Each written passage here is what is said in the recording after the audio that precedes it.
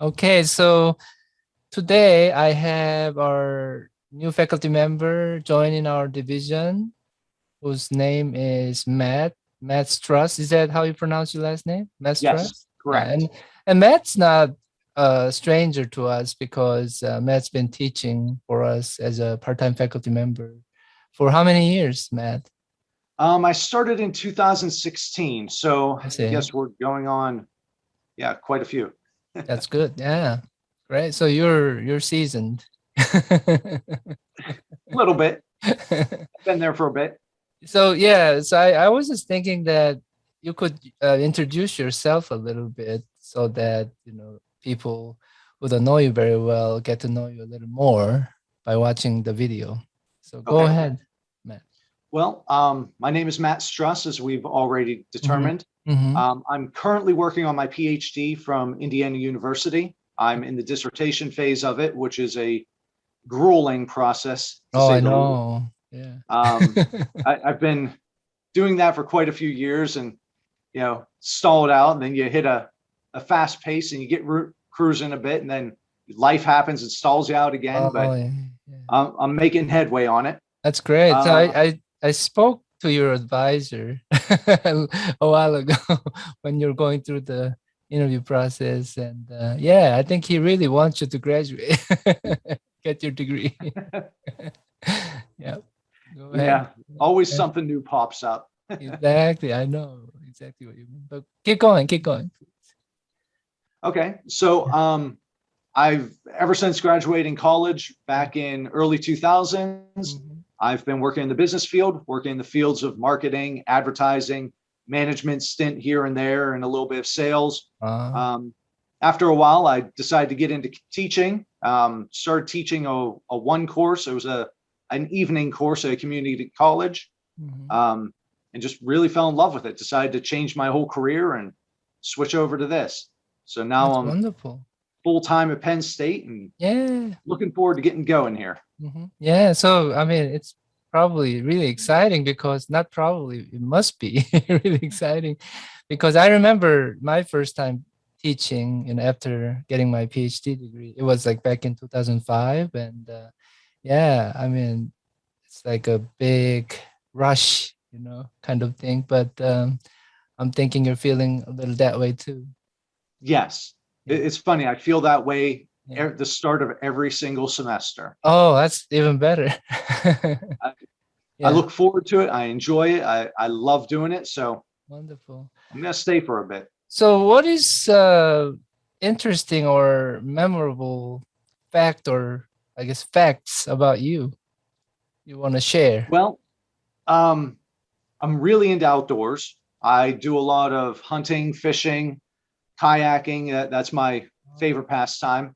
Uh-huh. Um, I guess one of the most memorable came from years ago when I finally was able to say that I hiked every known hiking trail in Western Pennsylvania. Oh, really? It took a long time and Wow. blisters, but I finally finished it. So, And that was basically from the area that I live over uh-huh. towards Ohio. So this actually begs a question because I'm thinking you're interested in maybe like completing something like Appalachian Trail, that type of thing. I've done a lot of the Appalachian Trail. So you're almost there with that, probably. Um, the problem is my family doesn't agree with my hiking. They don't like to go with Oh, me. I got Uh, it. Yeah. a couple weekends ago, I took my 6-year-old and 9-year-old Yeah. on a hiking trip that was a little over 4 miles. The Uh, problem was I didn't scout the trail out well enough, and oh. we climbed to an elevation of one of the highest elevations Ooh. in Pennsylvania. It Mhm. was pretty grueling. There were tears, but we made it. We made it down off the mountainside. So Yeah.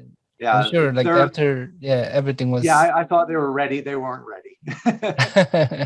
but I'm sure after it was all done, they still felt this sense of accomplishment, I'm thinking. Yes, they definitely brag about it to other people, Yeah, but that's great. And I'm I'm not going to ask aware them to do that anytime soon. I'm also aware that you're running your own business, on the side here and there. Oh, I guess you actually sold your business, I think. Yeah. Is that what it is? Yeah. I sold a portion of it. I see. I see. So the business I had that was my little side hustle Mm-hmm. was that I put on and promoted bridal shows, Mm-hmm. basically connecting soon to be brides with vendors of services. Mm-hmm. I sold that business right before COVID hit. Mm-hmm. I'm very thankful that I did it. I feel terrible for the person who bought it from me because he had a rough couple of years now, Yeah. but I was lucky enough to unload it at the right time. Mm-hmm. But the part that I kept was a photo booth business. So Oh. basically, I take a photo booth to events and set up, and people go and take pictures. I Mhm. just a little bit of fun that I have. Oh yeah, yeah, that's great. Yeah, yeah, and you have a kind of a real life business experience you can share with your students that way too, probably. So that's great. Yeah. Okay. What's your first? I mean, this is kind of an irrelevant question, I guess. What was your first impression of Pensil Altoona? But what is the first impression of Pensil Altoona as a full time faculty? I guess that's the question. Yeah. Well, the biggest impression that I got from Penn State Altoona was the smaller atmosphere of it. By that, I mean the smaller class sizes, just which I love because it helps to have a conversation as opposed to lecturing to a hall.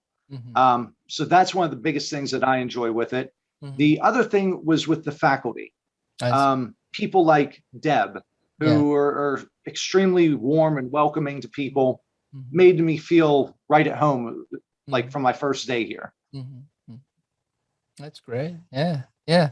I mean, I hear basically people saying uh, what you just said a lot because I think one of the biggest things they enjoy about being a Penn State Altoona faculty member is this kind of family-like relationship they're developing over the years, with each other because it's not a huge place, but also it's a special place. That's why, right? So I Yeah. definitely, yeah, I can definitely relate to what you're saying there. So let's get into something more academic when it comes to your teaching, right? So what is your teaching approach or philosophy in general? Um, well, my teaching philosophy, to summarize it a bit, I'm not really there to make friends with the students, and I'm not really there to I see. fail them or force them to take all kinds of Right. exams and things like that. Mm-hmm. Um, I look at it as I'm there to educate them, Mm-hmm. and by that I mean not just giving them work to do, but actually talk to them, make sure they understand the concepts. Mm-hmm. My real goal is for them to be able to take what they learn and actually apply it in real life. Mm-hmm. So I do a lot of things like bring in real world application, Yeah. whether it's through a case study, personal experience, Mm-hmm. anything like that. It really helps to drive home those concepts.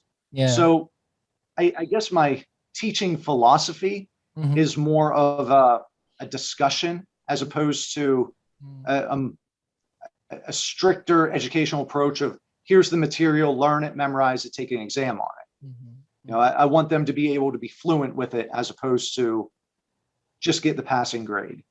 So making it more conversational, you're interested in students really, I mean, getting engaged with the topic you're teaching and making everything more interactive. That's what you're saying, right? Yes. Mm-hmm. Yeah. Mm-hmm. I think it makes it more fun for the student, Mm-hmm. and it's a lot more fun for me as the teacher. Yeah, yeah. I'm sure anyone who watches this late. Right, right, right. Because I remember your teaching demo, teaching demonstration. Mhm. And I think it was really that way. You would pose a question to students and the students would respond and you would share stories. And, I think, yeah, that type of conversational approach really works well with especially some of these, problem-based type of courses. Yes. So that's great. Yeah. I agree. Wonderful. Yeah. So let's talk a little bit about your research because you're working on your dissertation, right? So what is your topic? Dissertation topic. Yeah. The shortened form of it is media piracy. Oh, I see. I'm looking at rates of media piracy and Mhm. more or less going with the psychological approach of what makes people want to do it. Mhm. So it's the desire behind media piracy. Oh, Um, it's a yeah. more like I'm getting it more away from uh, marketing and advertising and more into psychology and sociology and yeah, yeah. things that were not meant to be, but that's where my research is taking me. Oh, so it's becoming more like a psychology type of topic. Yeah. Yeah, it's getting heavy. I see, I see, I see. But what was your degree going to be in when you get your It PhD? was in communication. It Oh, was in communications communication. media. I see, I see, I see, I see. Yeah. So So yeah. really, my drive for it was the actual media portion of it. Mhm. You know, media piracy, people stealing. I was keeping it more on video and like television, less on the audio side. But Mhm. anyways, um, it's taking a turn, like I said.